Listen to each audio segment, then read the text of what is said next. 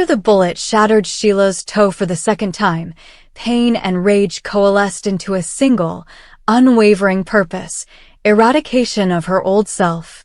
No longer content to bleed out whatever scraps of identity remained, she arranged for a private consultation with the most discreet plastic surgeon she could find, a man whose hands could rewrite flesh and whose conscience slept through midnight calls.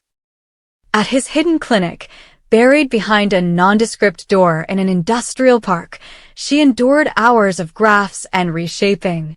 Skin harvested from her thigh replaced the scarred remains of her mutilated digit.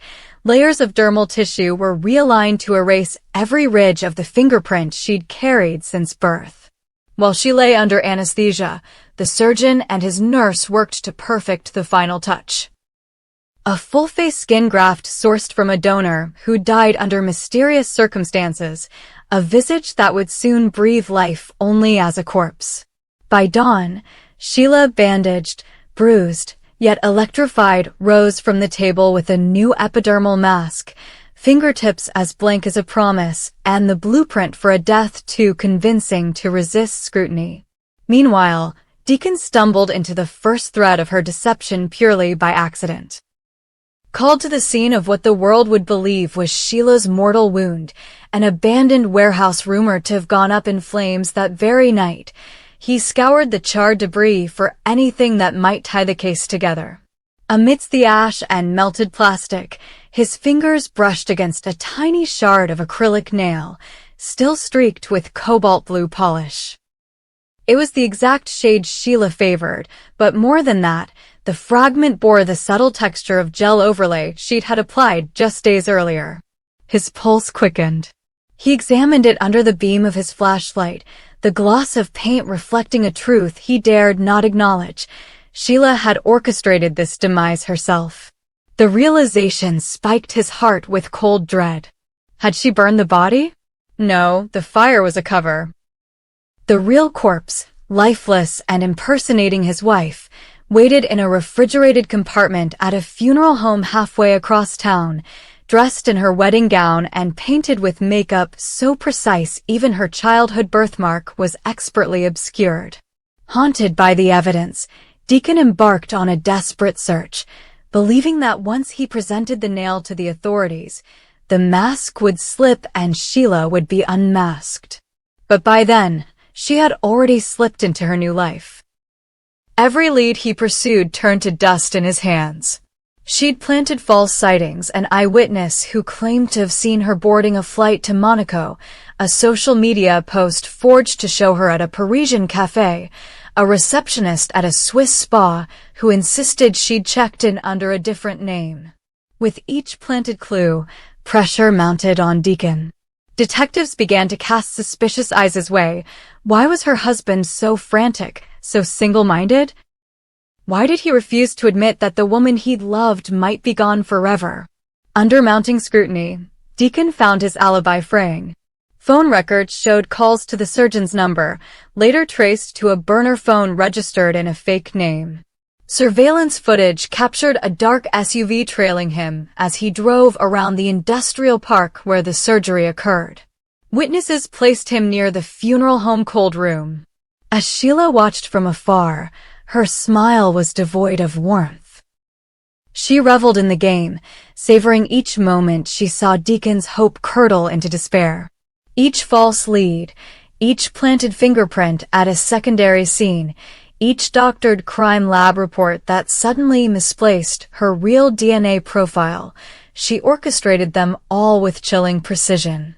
Her ultimate coup was a forged confession, supposedly penned by Sheila herself, detailing a scheme to fake her death in order to bankrupt her enemies and start anew.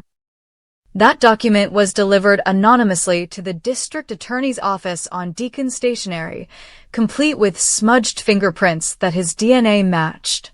Overnight, he went from bereaved spouse to prime suspect in a conspiracy to obstruct justice and commit insurance fraud. Detectives held him in custody for questioning. Prosecutors threatened to indict.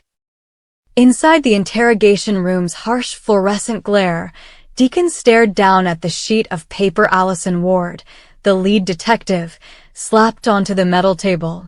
His own prints looked back at him from inked impressions on a counterfeited suicide note. He tried to speak, but the words lodged in his throat as he realized the depth of Sheila's betrayal. She had not only shed her own identity, but had woven a trap so elaborate that his entire world could collapse around him. He thought of her smile on the operating table, the cold silk of the gown on the corpse, the glitter of paint on that tiny nail shard.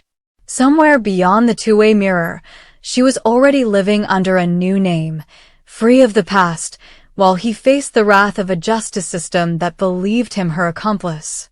As hours stretched into a long, silent night, Deacon felt the weight of every decision he'd made. Protecting Sheila had meant lying to friends, dodging calls from attorneys, and destroying evidence of her previous crimes. Now, every misstep was counted against him. The jail cell's barred window offered no solace, only a sliver of moonlight that mocked his captivity. Outside, the city pulsed indifferently, cars humming, street lamps flickering, people moving on. Sheila was out there, reinvented, untouchable. The body she left behind lay in state for the grieving family of a woman who had never truly existed. In the dim corridor beyond the interview room, Detective Ward exchanged a glance with her partner. They had uncovered no proof of Sheila's existence beyond the elaborate charade, and yet the evidence against Deacon was damning. Only one thing remained: find Sheila before she disappeared completely, or watch Deacon become collateral damage in her final masterpiece. The hunt, once a husband's desperate attempt to save his wife, had become a battle of wits against a phantom who had sacrificed everything for a blank slate. And as the night deepened, Deacon realized that in seeking the truth, he might lose everything, even the memory of the woman he thought he knew. Just when Steffi Forrester believed the nightmare had ended and her world could begin to heal, her heart exploded in terror one frantic afternoon when her son Hayes vanished without a trace from the hospital's daycare wing. It was supposed to be a routine visit. Finn had scheduled a quick follow-up appointment for a minor checkup and entrusted Hayes to the care of the pediatric staff while Steffi ran to grab coffee.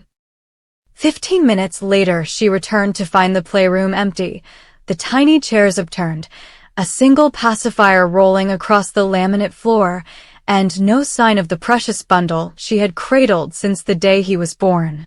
Security alarms shrieked as a flood of nurses, orderlies, and physicians swarmed the room, but the CCTV feed delivered the first gut punch. A lone figure in a broad-brimmed hat, face obscured beneath shadows, slipping Hayes through the side exit before any alarm could sound and before any staff member could intercept. The silhouette's gait was too deliberate to be Sheila's nervous flurry, too slender and cat-like to be Luna's determined stride, and the absence of any familiar frame or mannerism hinted at a cunning interloper, a third party, who had waited in the wings for the perfect moment to strike. Panic rippled through the corridors as Steffi screamed his name into every phone.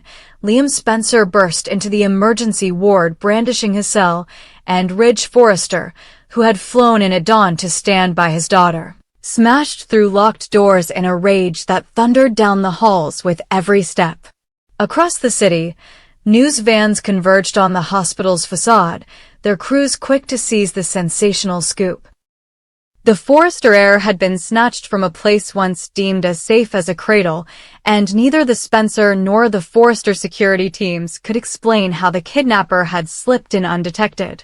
Within hours, the two patriarchs, brothers in arms despite old rivalries, stood shoulder to shoulder in the command center hastily assembled in Ridge's private conference room at Forrester Creations. Liam, Finn, and Ridge pored over grainy stills of the suspect's profile, freeze frame by freeze frame, desperate to identify the hat's owner. Every theory ignited a fresh setback. Were the ringlets of dark hair beneath the hat real or a wig? Was the coat just a costume to mimic Luna's elegant draping? Why had the kidnapper bypassed the main corridors in favor of a less monitored maintenance entrance? The more they dissected the footage, the more it felt like a carefully planted red herring. Detectives assigned to the case reported that no fingerprint, no fiber, no CCTV angle beyond the hospital feed yielded a clue. The interloper had vanished as cleanly as a ghost. Steffi's anguish drove her to the brink. She spent sleepless nights beside a shrine of Hayes's favorite toys, sobbing into his blanketed bassinet, while Finn's physician's mind flickered between crisis medicine and protective father. Liam, racked with guilt for having overlooked even a single security lapse, grabbed onto every lead. He tapped into Spencer Publications' underground network of informants, offered bounties to street-level hawkers of criminal gossip, and even threatened legal action against the hospital's board for negligence. Ridge, ever the strategist, reconciled old grudges to pool the Forrester and Spencer private security resources. He ordered a multi-layer lockdown of every creche and daycare under their protection and commissioned forensic analysts to reconstruct the kidnapper's heel print from a scuffed footprint near the service elevator. Yet each avenue ended in a dead end, forcing the trio, Ridge's iron will, Liam's streetwise tenacity, and Finn's clinical precision, into an uneasy alliance that transformed them into an impromptu task force. From that moment on, their summer was consumed by one singular goal: locate Hayes before the kidnapper's ransom demands could tear the Spencer and Forrester families apart.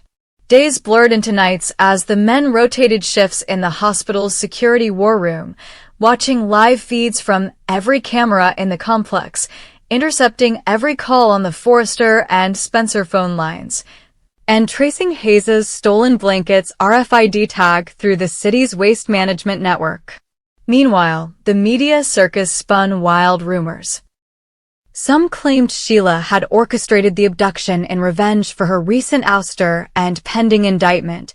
Others whispered that Luna, thirsting for vengeance and fame, had hired a professional to kidnap Hayes to frame her enemies. But the distinct lack of any movement from either woman, who remained under protective surveillance, lent credence to the third-party theory. Someone else was exploiting the family's fracturing trust to extort a fortune.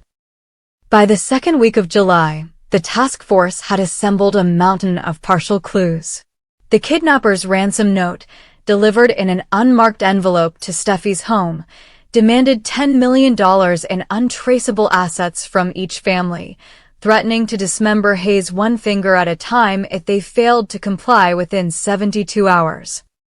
The letter was typed on a rare brand of cardstock sold only to boutique wedding planners, and grafted into the ransom's tone was a knowing reference to Hayes's birthmark, information never publicly disclosed.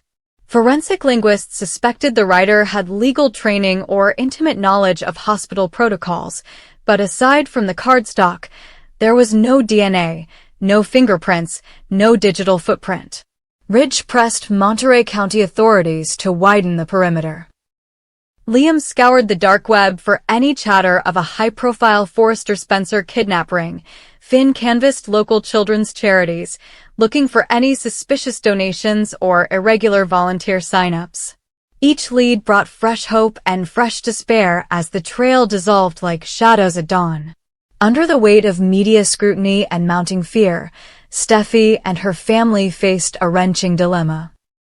Pay the ransom and risk funding a criminal enterprise that could haunt them forever, or withhold payment and pray for a miracle that might never come. In a closed-door meeting at the Forrester estate, the extended family, Brooke, Thomas, Hope, and even Sheila, escorted in handcuffs by a reluctant Ridge, debated the unthinkable.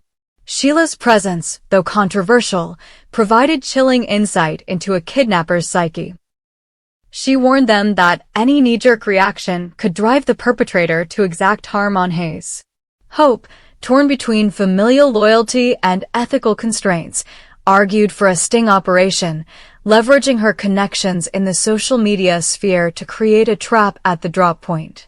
Meanwhile, Thomas offered to forge the payment's serial numbers with his designer's eye for detail, so the bills could be tracked once in criminal hands. The plan was audacious. Stage the exchange in a controlled environment, use hidden transmitters, and close in on the kidnapper's vehicle as it tried to escape. But even as they finalized logistics, the nagging doubt poisoned their confidence. What if the ransom note was as elaborate a decoy as every other clue? Meanwhile, the mystery kidnapper watched from the shadows, aware of the task force's every legal and public relations maneuver. With each press conference in which Steffi pleaded for Hayes' safe return, he grew bolder, leaking doctored footage of a child resembling Hayes being held in an abandoned courthouse, posting messages on encrypted forums that included details of the Forrester and Spencer inheritance schedules, mocking their desperation with tweets that vanished within minutes, but not before screenshots circulated wildly online. The puppet master reveled in the chaos, biting his lip as reports of strained marriages, courtroom battles, and boardroom coups took center stage in the headlines. As midsummer arrived, the stakes climbed to a fever pitch. The deadline for the ransom loomed like a guillotine, press encampments outside the hospital multiplied like a virus, and the world watched as the once impenetrable Forrester and Spencer empires cracked under pressure. Then came the breakthrough. Liam, hacking into the hospital's archived elevator maintenance logs, discovered that the side exit the kidnapper had used was scheduled for shuttering after midnight, but had been manually reactivated mere hours before Hayes' disappearance. The override code traced back to an unregistered key fob, one whose serial number matched those issued years ago to an independent medical auditor named Victor Langley, a consultant hired by Steffi's firm before his contract was abruptly terminated under murky circumstances. A man with no known social media presence, no public records beyond a P.O. box, and an unexplained fascination with privacy laws. In a dramatic pre-dawn raid, Finn, flanked by uniformed officers and Liam in plainclothes, stormed Langley's hidden office above an inconspicuous laundromat in Santa Monica. They found Hayes safe and asleep in a crib, the child wrapped in one of Steffi's own scarves, and Langley drenched in panic, his wide-brimmed hat tossed aside beside stacks of Spencer and Forrester financial reports. Langley confessed between sobs that he had never intended to harm Hayes. His plan had been to unite the two feuding dynasties under a shared cause of fear, to extort them into a merger that would net him a multi-million-dollar finder's fee as the indispensable conciliator. He had studied the families for years, exploited every weakness exposed by Sheila and Luna's earlier games, and now believed himself the ultimate arbiter of their combined fate. By the time the dawn light seeped through the prison bars, Ridge, Liam, and Finn emerged. Hayes bundled safely in Ridge's arms, Steffi collapsing into tears of relief, Brooke and Hope rushing to embrace their little hero. The crisis that had threatened to rip their families apart had instead forged an alliance stronger than any boardroom contract or blood oath. Victor Langley was led away in cuffs, his empire of extortion crumbling like dry mortar, while the Forrester and Spencer names glowed in the grateful glow of public exoneration. Yet, even as celebrations began, the memory of the long, harrowing summer hung in the air like a warning. In a world ruled by power and ambition, no family is ever truly safe, and every shadow conceals another player waiting to rewrite the rules of the game.